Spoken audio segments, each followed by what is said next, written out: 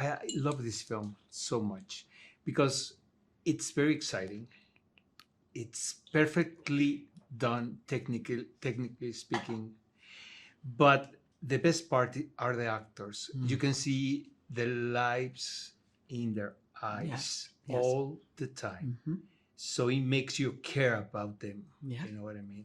It works. It's the art of the movies, It right? works. Of course. But sometimes it doesn't happen. I know, but if you think back to all the Westerns that we used to watch. Exactly. John Wayne. Exactly. Gary Cooper.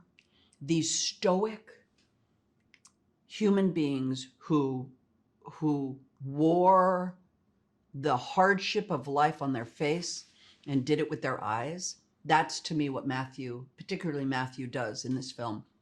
I refer to him as it's like an old Western star, and the power of his eyes as an actor.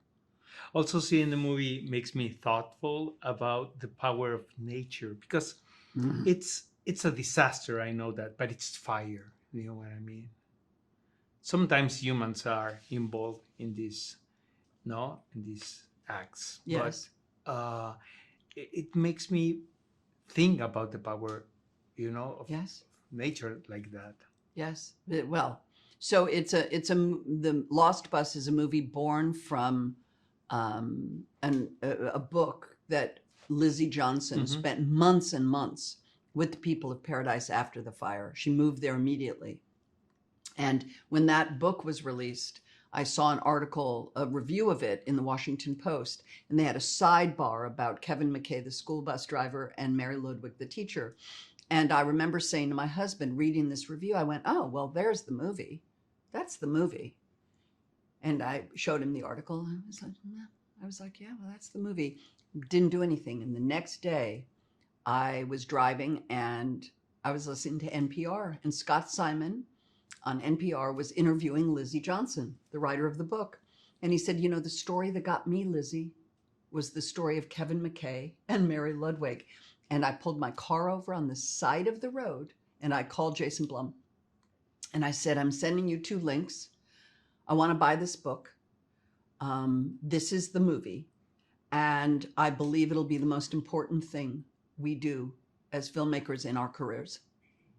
And we bought the book, and the writer came on spec, Brad Inglesby, and Paul Greengrass was the #1 director on my list. I had 2 names. Paul was one of 2, and he agreed. Matthew, also top of our list.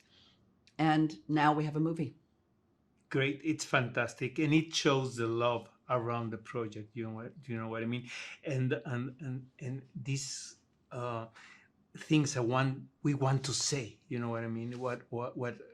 We are passionate about, because after the disaster, compassion, it's the first sense that every character feel in the story. Yeah. And when you said that, like, heart is at center, you can't really understand the magnitude of something unless you care deeply about the lives of the people who it's happening to.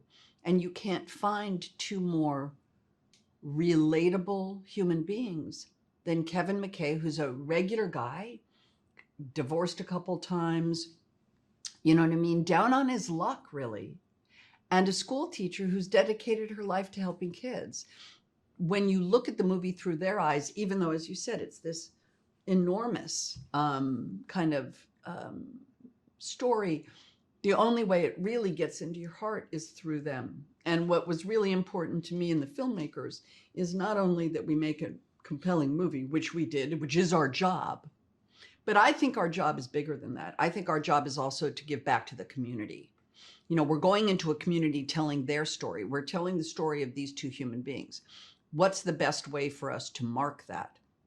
And we as a group, myself, Matthew, America, Jason Blum, Paul, Joanna, and Apple Original Films have come together, and we are offering significant support to the creation of a permanent memorial in Paradise called the Hope Plaza, to make sure that forever the lives of those 85 people who died the lives and bravery of all the first responders, and every human in paradise is a hero, and that there is a permanent memorial, and that we have contributed significant support toward that.